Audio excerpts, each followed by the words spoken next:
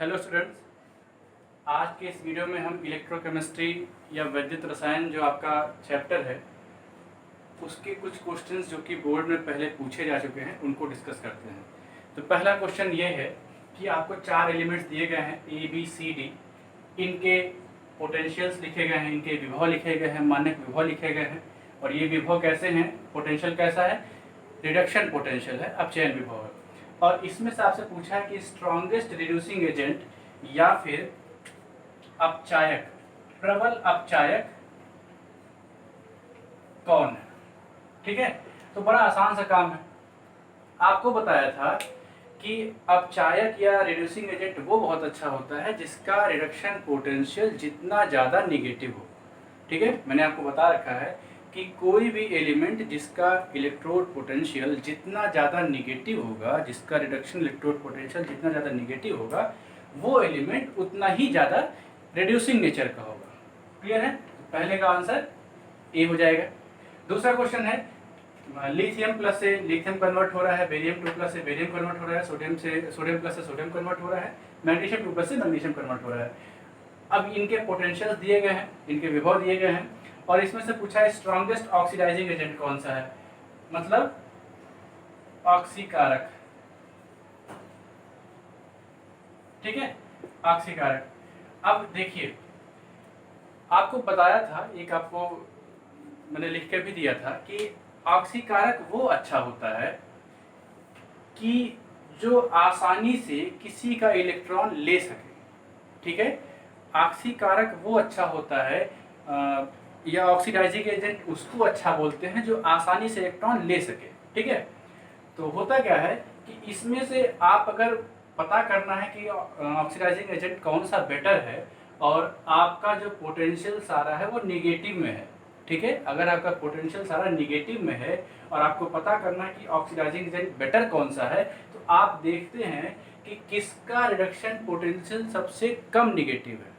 Less negative जो भी value होगी वही आपका बेटर ऑक्सीडाइजिंग एजेंट हो जाएगा। तो मैग्नीशियम 2 प्लस से मैग्नीशियम यहाँ पे -2.37 लीस्ट निगेटिव है, सबसे कम निगेटिव। ध्यान देंगे, मैंने आपको लिख रखा था आपको ऑक्सीडाइजिंग एजेंट पता करना है और आपका पोटेंशियल अगर पॉजिटिव है। ठीक है, अगर आपका इलेक्ट्रोड पोटेंशियल पॉजिटिव है तो जितना ज़्यादा पॉजिटिव, ठीक है, जितनी ज़्यादा पॉजिटिव वैल्यू होगी उतना ही ज़्यादा ऑक्सीडाइजिंग पावर होगी। ठीक है, लेकिन अगर इलेक्ट्रोड पोटेंशियल आपका निगेटिव है तो जितना ज़्यादा ये वैल्यू लीस्ट निगेटिव होगी, है ना, ये लीस्ट निगेटिव का मतलब है मोर ऑक्सीडाइजिंग। इसी तरीके से अगर आपको रिड्यूसिंग एजेंट के बारे में पता करना है तो यहाँ पे भी जो आपका पोटेंशियल है वो 2 तरीके का हो सकता है, आइदर पॉजिटिव और negative. If the potential is negative it means more negative more reducing, more negative more reducing. और अगर आपका पोटेंशियल पॉजिटिव है तो इसका मतलब क्या है, मोर पॉजिटिव लेस रिड्यूसिंग। मैंने लिख दिया, ध्यान से देख लेंगे। अगर आपको ऑक्सीडाइजिंग एजेंट के बारे में पता करना है कौन बेटर ऑक्सीडाइजिंग एजेंट है, इलेक्ट्रोड पोटेंशियल अगर पॉजिटिव आ रहा है तो जितनी ज़्यादा इलेक्ट्रोड पोटेंशियल की वैल्यू पॉजिटिव आएगी उतना ही ज़्यादा ऑक्सीडाइजिंग पावर बढ़ेगा, ऑक्सीडाइजिंग टेंडेंसी बढ़ेगी, उतना ही अच्छा वो ऑक्सीकारक कहलाएगा। और अगर इलेक्ट्रोड पोटेंशियल निगेटिव है, ऋणात्मक है, तो फिर क्या करेंगे कि जितना ज़्यादा लीस्ट निगेटिव वैल्यू आएगी, मतलब जितना कम ऋणात्मक मान रहेगा उतना ही ज़्यादा वो ऑक्सीडाइजिंग नेचर का होगा। ठीक है, तो अभी जो क्वेश्चन था उसमें मैग्नीशियम की जो वैल्यू थी वो लीस्ट निगेटिव थी, इस वजह से मैग्नीशियम आपका एक बेटर ऑक्सीडाइजिंग एजेंट उन चारों में से हो गया। इसी तरीके से अगर आपको रिड्यूसिंग एजेंट के बारे में पता करना है तो इसके भी तरीके हैं दो। अगर इलेक्ट्रोड पोटेंशियल निगेटिव हो जाए तो मोर निगेटिव मोर रिड्यूसिंग प्रॉपर्टी, ठीक है। अगर पोटेंशियल जितना ज़्यादा निगेटिव होता है उतना ही ज़्यादा आपका रिड्यूसिंग कैरेक्टर बढ़ता है। लेकिन अगर इलेक्ट्रोड पोटेंशियल पॉजिटिव होता है तो जितना ज़्यादा इलेक्ट्रोड पोटेंशियल पॉजिटिव होगा उतना ही कम आपकी रिड्यूसिंग प्रॉपर्टी यहाँ पे आएगी, ठीक है। अब फिर देखते हैं नेक्स्ट क्वेश्चन ये है कि the electrode potential of N electrode depends upon, एक जो आपका इलेक्ट्रोड है उसका पोटेंशियल किस किस बातों पे डिपेंड करता है।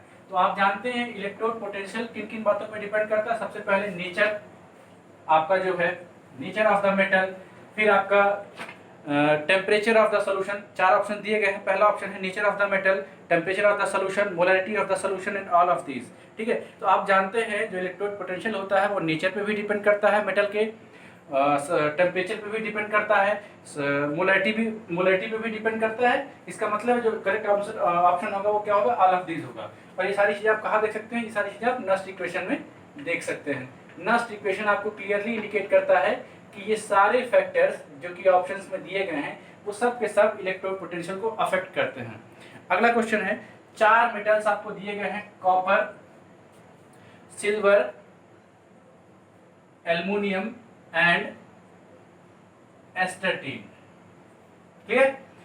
अब आपसे पूछा है कि इसमें से सबसे आसानी से ऑक्सीडाइज कौन हो जाएगा,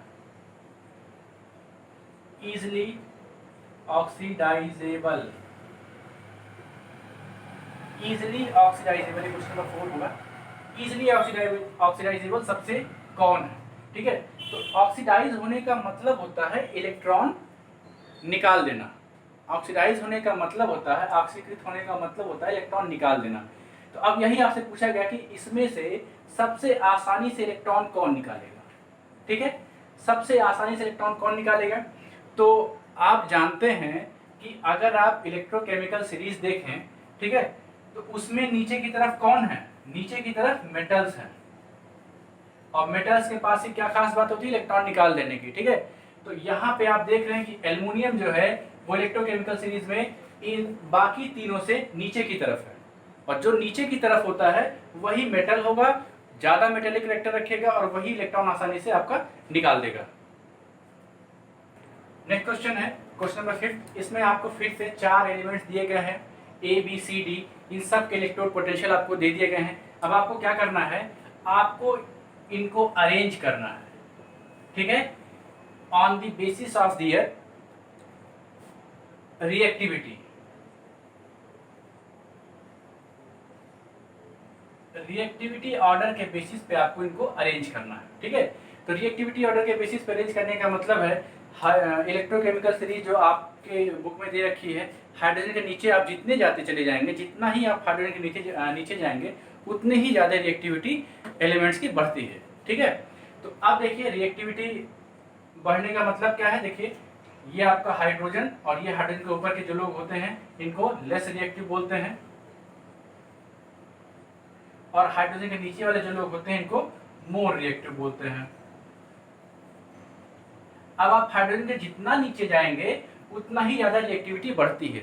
और अगर आपने इलेक्ट्रोकेमिकल सीरीज को ध्यान से देखा हो तो हाइड्रोजन के नीचे जब आप जाते हैं और जितना नीचे पहुंचते हैं, जो इलेक्ट्रोड पोटेंशियल की वैल्यू होती है वो उतना ही ज्यादा मोर निगेटिव होती है, ठीक है।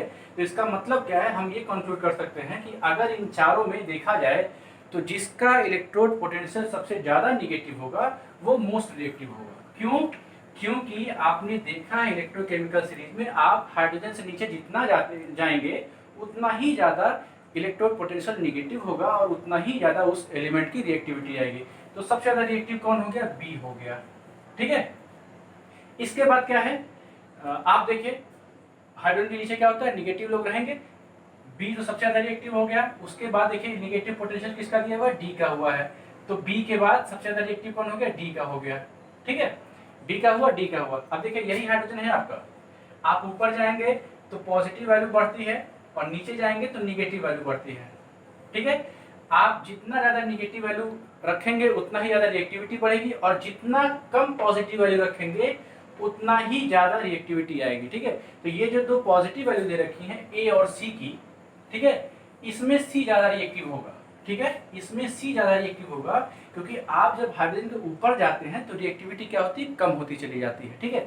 तो पहले बी आया, डी आया, फिर सी आया और बाद में क्या बच गया, ए बच गया। ठीक है, तो क्वेश्चन ये है कि increasing order of their reactivity. ठीक है, तो सबसे इंक्रीजिंग ऑर्डर का मतलब होता है सबसे कम रिएक्टिव पहले, फिर उसके बाद फिर ये और ये आपका आंसर। ठीक है, रिएक्टिविटी ऑर्डर सेट करते समय ये देखना है कि आप हाइड्रोजन के कितना ऊपर है कितना नीचे है। हाइड्रोजन के जितना नीचे जाएंगे इलेक्ट्रोड पोटेंशियल उतना ही निगेटिव आएगा और उतना ही ज़्यादा रिएक्टिविटी आएगी। हाइड्रोजन के ऊपर जितना जाएंगे उतना ही कम रिएक्टिविटी होगी। मतलब क्या है, आप जितना ज़्यादा ऊपर जाएंगे इलेक्ट्रोड पोटेंशियल उतना ही ज़्यादा पॉजिटिव आ जाएगा। तो इलेक्ट्रोड पोटेंशियल पॉजिटिव होने का मतलब है कि रिएक्टिविटी उसकी डिक्रीज कर रही है। ठीक है, चलिए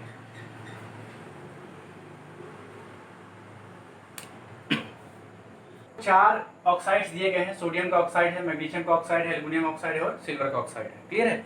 अब क्वेश्चन ये पूछा जा रहा है कि which of following oxides will be reduced by hydrogen. इनमें से कौन सा ऑक्साइड जो है वो आसानी से हाइड्रोजन के द्वारा रिड्यूस हो जाएगा। ठीक है, which of the following oxides will be reduced by hydrogen.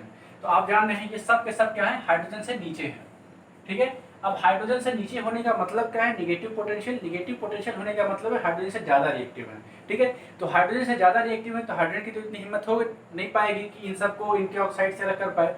ठीक है, कोई भी कंपाउंड अगर बन रखा है और उस कंपाउंड का जो मेटल है उसका इलेक्ट्रोड पोटेंशियल हाइड्रोजन से ज़्यादा है या फिर मोर निगेटिव है, आप ऐसे नहीं मोर निगेटिव है, तो हाइड्रोजन उसको डिस्प्लेस नहीं कर पाएगा। ठीक है, हाइड्रोजन से ये सारे लोग नीचे हैं, देखिए सोडियम हो गया, मैग्नीशियम हो गया, एल्युमिनियम हो गया, तो हाइड्रोजन को टच नहीं कर पाएगा, हाइड्रोजन रिएक्शन नहीं कर पाएगा इनसे। क्यों? क्योंकि हाइड्रोजन की रिएक्टिविटी इनसे कम है।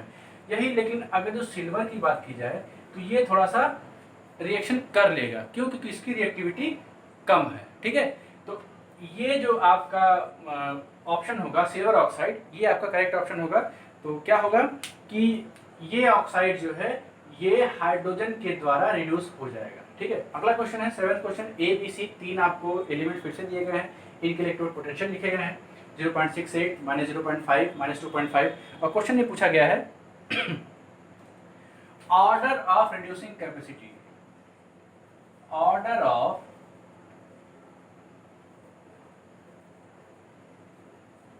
Reducing capacity.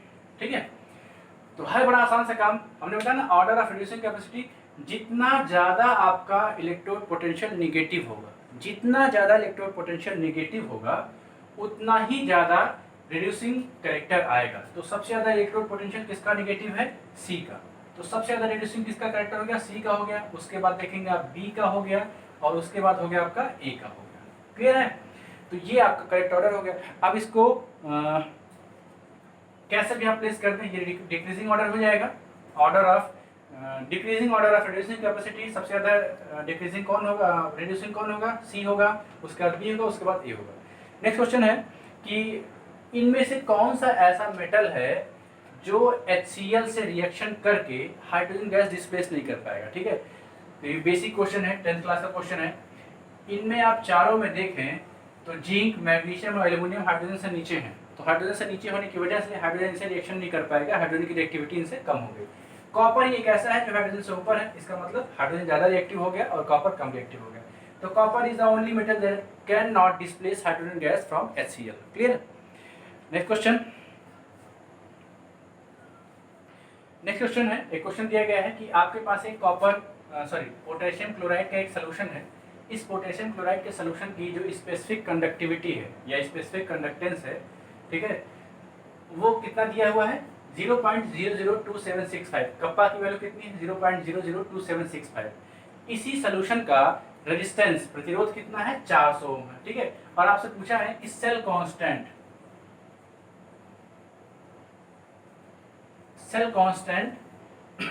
इस सेल के लिए आप निकालिए। तो आप जानते हैं kappa is equal to C into C star, ये आपने पढ़ रखा है। आपको निकालना क्या है, सी स्टार, तो C star is equal to kappa divided by C हो जाएगा। ठीक है, फिर क्या हो गया, सी स्टार बराबर कप्पा।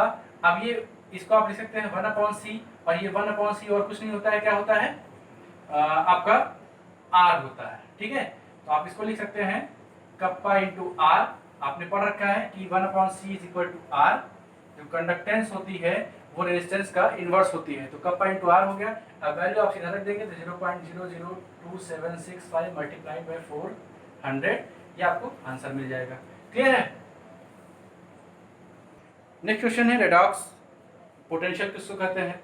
तो ऐसा कोई आपके पास सोल्यूशन हो जिसमें ऑक्सीडेशन और रिडक्शन दोनों हो रहे हो।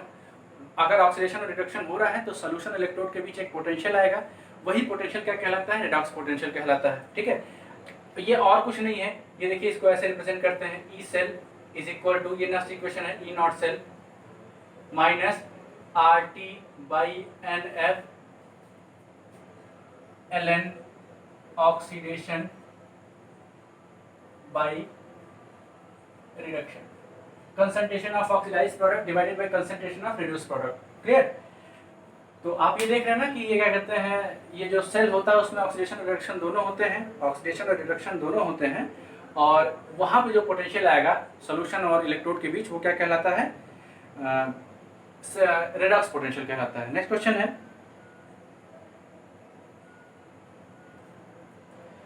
नेक्स्ट क्वेश्चन कि what will happen if we place iron nails in copper sulphate solution. ये कॉपर सल्फेट सोल्यूशन आप इसमें लोहे की कील डाल देते हैं, ठीक है, क्या होगा? कुछ नहीं होगा, फेरस सल्फेट सोल्यूशन बन जाएगा और ये कॉपर डिपॉजिट हो गया, सॉरी कॉपर क्या हो गया? डिपॉजिट हो गया। ऐसा रिएक्शन क्यों हुआ है? क्योंकि अगर आप कॉपर और आयरन की रिएक्टिविटी में कंपैरिजन करें, ठीक है, तो ये हाइड्रोजन हो गया, आयरन यहाँ पर है और कॉपर कहाँ है? यहाँ पर है। ठीक है, अभी आपको बताया कि हाइड्रोजन के नीचे जितने भी लोग रहेंगे वो ज्यादा रिएक्टिव है, हाइड्रोजन के ऊपर जितने भी लोग रहेंगे वो कम रिएक्टिव है। क्लियर है? तो ज्यादा रिएक्टिव कौन है? आयरन है। आयरन ज्यादा रिएक्टिव, इसका मतलब क्या है कि कॉपर थोड़ा सा कमजोर पड़ेगा, उसकी बात नहीं मानी जाएगी। तो देखिए अब आयरन ने क्या किया है, कॉपर सल्फेट को क्या कर दिया है? अपना सोल्यूशन बना लिया है। ये पहले कॉपर का सोल्यूशन था, अब आयरन ने खुद का सोल्यूशन बना के कॉपर को बाहर निकाल दिया है। क्लियर है? नेक्स्ट क्वेश्चन, ये बहुत इजी सा क्वेश्चन है। एक क्वेश्चन है जिसके लिए आपको ये रिएक्शन लिखा गया है, zinc Cu2 plus zinc 2 plus and copper. Clear? इसके लिए ई नॉट सेल की वैल्यू दे रखी है 1.1 वोल्ट, या कॉर्पोरेशन डेनियल सेल है, और इसके लिए आपको पूछा गया कि डेल्टा जी की वैल्यू कितनी होगी। तो आप जानते हैं डेल्टा जी बराबर minus n F E naught cell. Clear है? तो आप देखिए इस रिएक्शन के अकॉर्डिंग एन की वैल्यू कितनी हो गई? एन बराबर 2 हो गया। फैराडे आप जानते हैं 96500 coulomb, and E naught cell आपका क्वेश्चन में ही दिया हुआ है। आप ये सारी वैल्यूज रख लेंगे, आपको आंसर मिल जाएगा। क्लियर है? अगला question, zinc and copper. Zinc and copper ये दो चीजें हैं, इनको जब आप HCl के साथ ट्रीट करते हैं, ठीक है, जिंक एंड कॉपर को जब आप HCl के साथ ट्रीट करते हैं तो इनमें से कोई एक हाइड्रोजन गैस का रिवोल्यूशन कर पाएगा और दूसरा क्या है? नहीं कर पाएगा। तो हमको यही पहचाना है कि कौन सा जिंक और कॉपर में से हाइड्रोजन गैस का रिवोल्यूशन कर पाएगा और अगला कौन सा है जो नहीं कर पाएगा। तो फिर से यही बात आती है, देखिए हाइड्रोजन, कॉपर, जिंक। क्लियर है? तो जिंक हाइड्रोजन से नीचे होने की वजह से ज्यादा रिएक्टिव होगा, और जब ज्यादा रिएक्टिव होगा तो हाइड्रोजन के पास इतनी ताकत है कि वो हाइड्रोजन सॉरी जिंक के पास इतनी ताकत है कि वो हाइड्रोजन को बाहर निकाल कर फेंक सके। क्लियर है?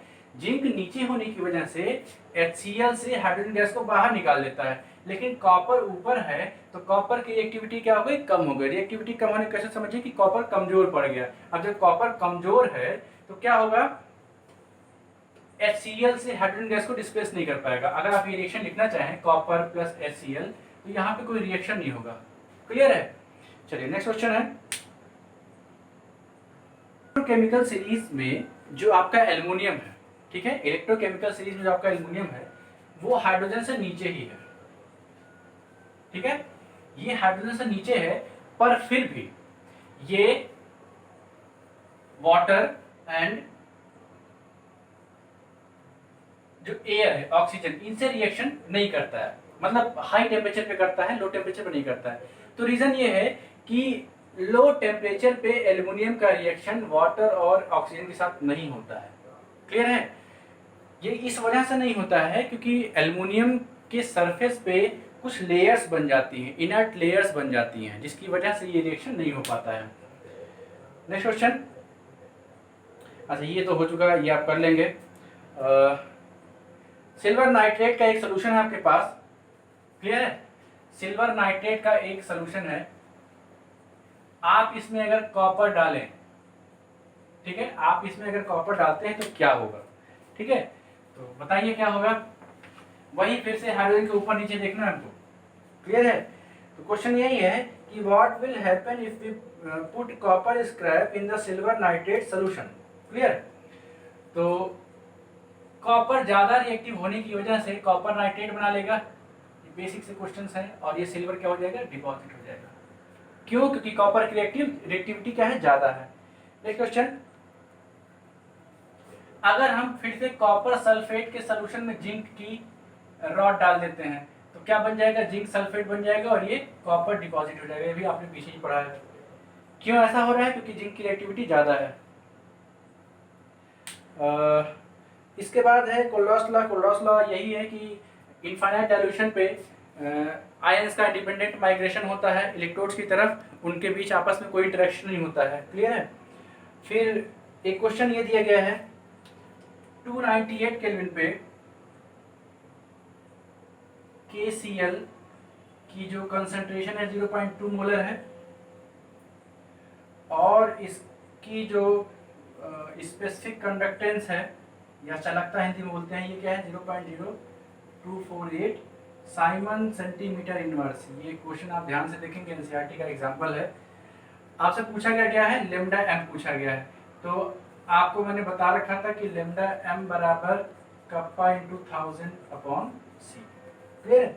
कप्पा दिया गया है और ये सी दिया गया है, ये सी है, और आप इसका कैलकुलेशन कर लेंगे, इजी क्वेश्चन है, कोई दिक्कत नहीं है। फिर है स्टैंडर्ड इलेक्ट्रोड क्या होता है, क्लियर है? What is standard electrode? तो आपको मैंने बता रखा था कि सोचिए अगर आपके पास स्केल में जीरो ना हो, ठीक है, अगर आपके पास स्केल में जीरो ना हो तो आप लेंथ कैसे मेजर करेंगे? नहीं मेजर कर पाएंगे, आपको कोई और रेफरेंस लेना पड़ेगा, कहीं ना कहीं से तो शुरू करना है ना। तो इसी तरीके से जब आप पोटेंशियल्स मेजर करते हैं, इलेक्ट्रोड पोटेंशियल मेजर करते हैं, तो आपको एक रेफरेंस पॉइंट चाहिए होता है कि हाँ इससे ऊपर कितना, इससे नीचे कितना। जब आप एक स्केल लेते हैं, ठीक है, तो ये आपको जो जीरो होता है, जीरो के इधर कितना गया, जीरो के इधर कितना गया, यही तो मेजर करते हैं। सोचिए अगर ये जीरो ही ना डिफाइन हो, किसी के स्केल में जीरो यहाँ पे हो जाए, किसी के स्केल में जीरो यहाँ पे हो जाए, तो दिक्कत है, लोग अलग अलग डिस्टेंस नाप के बैठ जाएंगे, क्लियर है? तो यही सेम चीज होती है कि एक स्टैंडर्ड सेट करने के लिए, एक एक्यूरेट वैल्यू लाने के लिए कि सभी का आंसर सेम आ जाए, ठीक है, एक रेफरेंस पॉइंट सेट किया गया, ठीक है, एक रेफरेंस पॉइंट सेट किया गया, और इसी रेफरेंस पॉइंट का जो इलेक्ट्रोड पोटेंशियल था उसको हम बोलते हैं ये जो रेफरेंस पॉइंट है इसी को हम बोलते हैं स्टैंडर्ड इलेक्ट्रोड, और इसी का जो आपका हाइड्रोजन इलेक्ट्रोड है,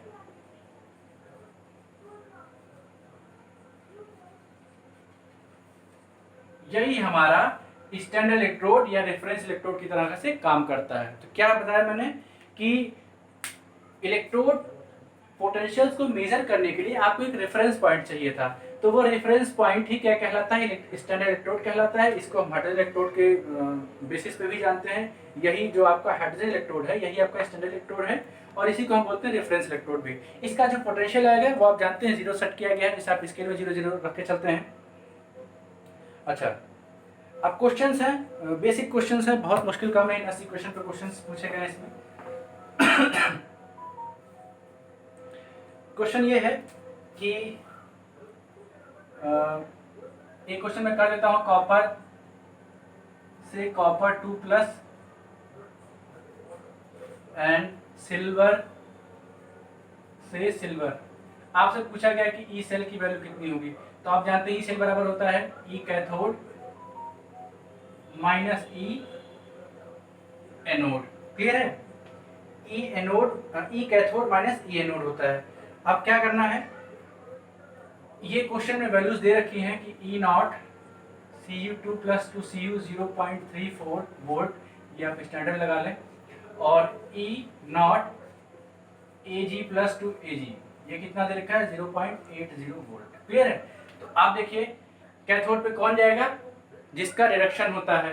रिडक्शन किसका हो रहा है, सिल्वर का हो रहा है, जाहिर सी बात है।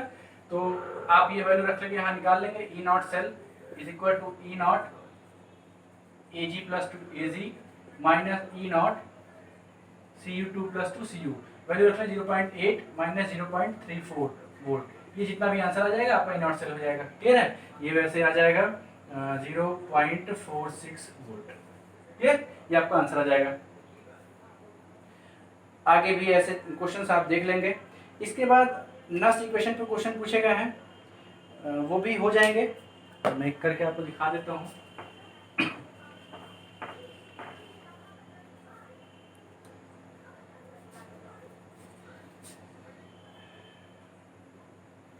क्वेश्चन है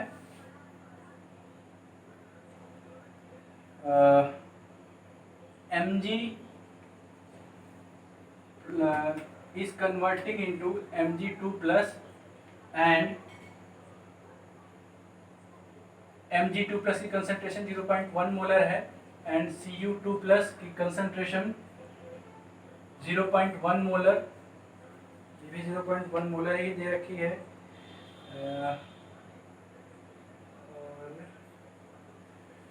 फिर आपका हाँ कॉपर 2 प्लस से कॉपर में कन्वर्ट हो रहा है। आपको इसके लिए ई सेल की वैल्यू निकालनी है, तो नेक्स्ट इक्वेशन इस्तेमाल करेंगे। ई सेल बराबर होता है E naught cell minus 0.059 upon n, और लॉग ऑक्सीडेशन किसका होगा, मैग्नीशियम का हो रहा है Mg2 प्लस, और रिडक्शन किसका हो रहा है, कॉपर का हो रहा है। ठीक है? तो अब देखिए कुछ नहीं करना, ई नॉट सेल की वैल्यू आप निकाल लेंगे। क्वेश्चन में वैल्यूज दे रखी हैं। एन की वैल्यू कितनी होगी, 2 होगी। एन की वैल्यू कितनी होगी, 2 होगी। और फिर क्या करना है, मैग्नीशियम 2 प्लस की कंसंट्रेशन 0.1 रख लेंगे, Cu2 प्लस की कंसंट्रेशन 0.1 रख लेंगे। आप इसको सॉल्व कर लेंगे, आपको आंसर मिल जाएगा। क्लियर है? तो फिर आपने देखा कि ये सारे क्वेश्चंस थे और भी क्वेश्चंस पूछे गए हैं, वो सारे क्वेश्चन थियोरेटिकल हैं और मैंने आपको बता रखा है, आप उसको नोट्स में देख लेंगे, आपका कॉन्सेप्ट क्लियर हो जाएगा। सारे क्वेश्चन जो पूछे गए हैं वो मैंने आपको बता रखे हैं, आपने पढ़ रखे हैं, कोई डाउट नहीं होगा। आप बस कॉन्सेप्ट क्लियर रखिएगा। जितने क्वेश्चन आने हैं सब मैंने आपको बताया। बेसिक एक कॉन्सेप्ट जहाँ पे थोड़ा सा आपको ट्रिकी फील हो सकता है वो क्या है, इलेक्ट्रोकेमिकल सीरीज। तो मैं एक बार फिर से बोल देता हूँ कि जब आप फ्लोरीन से लिथियम की तरफ आते हैं तो, और ये बीच में आपका हाइड्रोजन पड़ता है, तो जब आप नीचे की तरफ आएंगे तो रिड्यूसिंग प्रॉपर्टी बढ़ती है। रिड्यूसिंग प्रॉपर्टी बढ़ने का मतलब ये अपचायक गुणधर्म है। अब ये रिड्यूसिंग प्रॉपर्टी क्यों बढ़ रही है, क्योंकि लिथियम जो है वो आसानी से इलेक्ट्रॉन लूज कर रहा है और लिथियम प्लस बना रहा है, और यही इलेक्ट्रॉन किसी के रिडक्शन के लिए, किसी के एक्सचेंज के लिए रिस्पॉन्सिबल है, जिसकी वजह से जो लिथियम है वो रिड्यूसिंग एजेंट है। क्लियर है? और फिर आप देखें ऊपर जब आप जाएंगे तो ऑक्सीडाइजिंग प्रॉपर्टी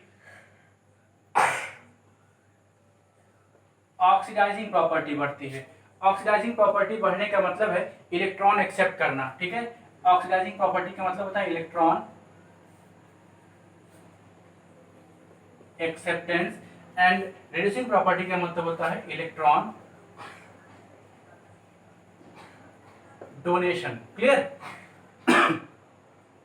इससे हो क्या रहा है कि जब आप नीचे आ रहे हैं तो रिड्यूसिंग प्रॉपर्टी मतलब इलेक्ट्रॉन डोनेट करना आसान काम हो रहा है, मतलब ऑक्सीडेशन हो रहा है यहाँ पे। ठीक है?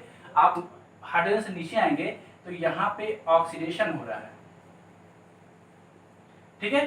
नीचे आने पे ऑक्सीडेशन वाला प्रोसेस आसान हो जाएगा, और ऊपर जब जाएंगे तो रिडक्शन वाला प्रोसेस क्या होगा, आसान हो जाएगा। एक और चीज, जिसका ऑक्सीडेशन होता है,